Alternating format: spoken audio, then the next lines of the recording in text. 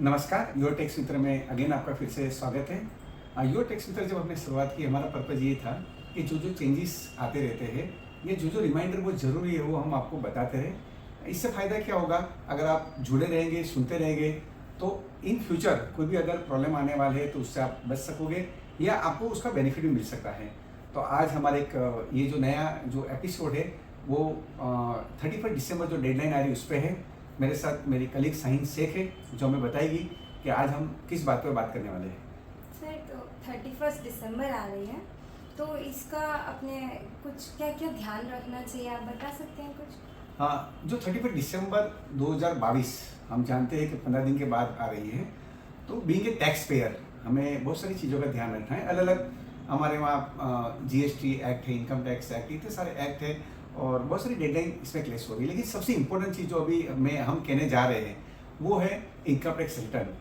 क्योंकि अभी तक ऐसा था कि इनकम टैक्स रिटर्न फाइल करने की लास्ट डेट जब असेसमेंट ईयर खत्म होता है, यानी 1 अप्रैल 2021 से 31/3/2022 में आप जो कमाए हैं उसका रिटर्न आप 31/3/2023 तक भर सकते थे।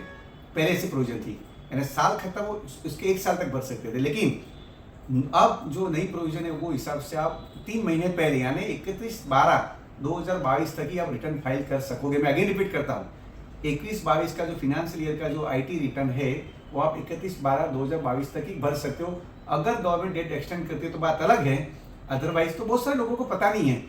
बहुत सारे लोग अभी भी ऐसा मानते हैं कि हमारा रिटर्न हम 31/3/2023 तक भर सकेंगे।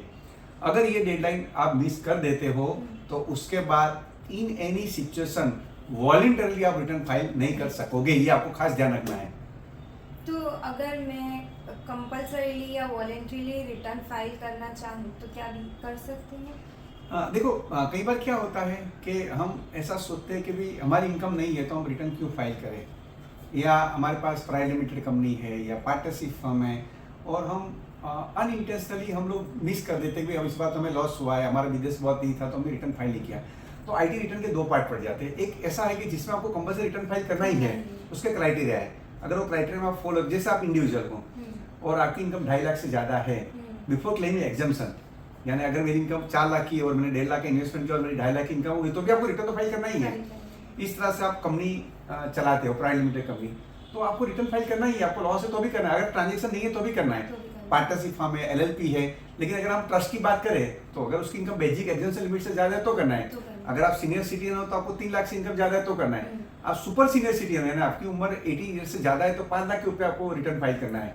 और 3 नए क्राइटेरिया उन्होंने ऐड किए थे, वो क्राइटेरिया में भी अगर आप फॉलो होते हो तो आपको आईटी रिटर्न कंपल्सरी फाइल करना है। वो क्राइटेरिया आपको पता है। क्राइटेरिया तो ऐसा है कि अगर मैंने बैंक में एक करोड़ से ज़्यादा का डिपॉजिट कराया, या तो एक करंट अकाउंट है या उससे ज़्यादा है, बट अगर 1 साल में मैंने 1 करोड़ से ज़्यादा का कराया है डिपॉजिट तो कराना पड़ेगा। दूसरा ये है, अगर मैंने इलेक्ट्रिसिटी बिल 1 लाख से ज़्यादा का भरा हुआ है साल में पूरे साल में, आपकी इनकम ज़्यादा नहीं है लेकिन फिर भी मैं बता रही हूँ, फॉरेन ट्रिप की अगर मैंने 2 लाख से ज़्यादा का उसके लिए खर्चा किया है तो उसमें भी आ सकता है। जैसे बहुत सारे लोग हैं कोई न कोई बहाने से फॉरेन जाते रहते हैं और जैसे हज पढ़ने गए, उम्रा करने गए या घूमने गए।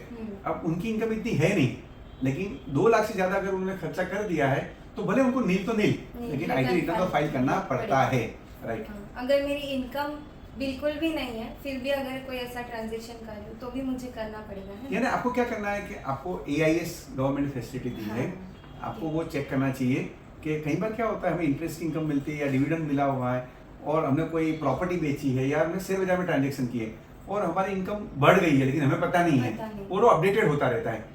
तो हम ये माध्यम से आपको सलाह देते हैं कि अगर आपके पास लॉगिन पासवर्ड है तो आप चेक कर लीजिए कि भी आपकी इनकम बढ़ तो नहीं गई है और आपने रिटर्न फाइल ना किया हो तो आपके लिए भी 31 दिसंबर लास्ट डेट है, उसके बाद आप कभी भी रिटर्न फाइल नहीं कर सकोगे वॉलंटरली।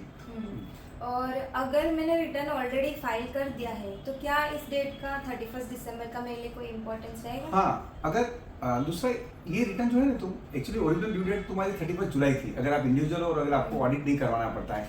अगर आपको ऑडिट करवाना पड़ता है तो 31 अक्टूबर थी। अगर आप कंपनी चलाते हो और ऑडिट में आ रहा है या टैक्स ऑडिट करवाना पड़ता है तो 31 अक्टूबर थी।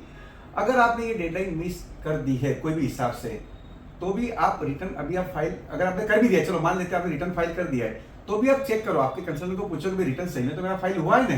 कई बार ऐसा होता है हमने डेटा भेज दिया और उसने रिटर्न कोई हिसाब से फाइल नहीं किया है। और सेकंड आपको ये ध्यान रखना है कि अगर आपने रिटर्न फाइल कर दिया है लेकिन कोई मिस्टेक तो नहीं हुई है, आप ये चेक करो कोई इनकम डिक्लेयर करने की रह गई है या कोई एग्जाम्पशन क्लेम करने का रह गया है, तो भी आप रिवाइज रिटर्न फाइल कर सकते हो। और उसकी भी डेडलाइन 31 दिसंबर ही है, यानी 31 दिसंबर के बाद आप आपका फाइल के और रिटर्न भी आप रिवाइज नहीं कर सकते हो, तो आपके पास जस्ट 15 दिन है। और हम ये माध्यम से आपको कहेंगे कि रिटर्न भरने के बहुत सारे एडवांटेजेस हैं। आप खुद भी फाइल कर सकते हो, तो कंसल्ट भी कर सकते हो। अगर आपने कोई भी हिसाब से रिटर्न फाइल नहीं किया है, अभी आप पेनल्टी के साथ रिटर्न फाइल कर सकते हो। अगर आपकी इनकम 5 लाख से कम है तो नॉमिनल पेनल्टी है 1000 रुपीज़ की, 5 लाख से ज़्यादा है तो फिर आपको नॉमिनल 5000 पेनल्टी भरनी पड़ती है। लेकिन कोई हिसाब से आपने रिटर्न फाइल नहीं किया है तो इतने सालों का जो आपका ट्रैक रिकॉर्ड है टूट जाएगा। अगर आपको बैंक में लोन लेना जाना है तो अभी आप रिटर्न नहीं होगे तो आप लोन के लिए एलिजिबल नहीं रहोगे। क्रेडिट कार्ड लेना है, कोई बड़ा इंश्योरेंस आपको लेना है, अगर आपको फॉरेन की ट्रिप करनी है, वीज़ा लेना है, आपको बहुत सारे एडवांटेज इसके आईटी रिटर्न के हैं। चाहिए क्या है, जस्ट आपकी सतर्कता चाहिए। आपको बैंक स्टेटमेंट आपको निकालना है, आपके कंसल्टेंट के पास जाना है, आपको चेक करना है, वेरीफाई करना है और सिंपल प्रोसेस है। गवर्नमेंट ने बहुत ही इजी रिटर्न फाइलिंग की प्रोसेस की, आप कर सकते हो। बहुत सारे वीडियो इसके लिए अवेलेबल है। तो हम ये माध्यम से आपको बताना चाहते हैं कि 31 दिसंबर बहुत ही इंपॉर्टेंट डेट है। आप चेक करो, अगर आपने रिटर्न फाइल नहीं किया है तो कर दो, अगर आपने किया है तो आप चेक करो कि सही तो किया है ना, कोई मिस्टेक तो नहीं है, तो मिस्टेक भी आप रेक्टिफाई कर सकते हो। तो खास हम हमारे से आप जुड़े रहिए, हम इसी तरह से आपको अपडेट करते रहेंगे। Thank you very much.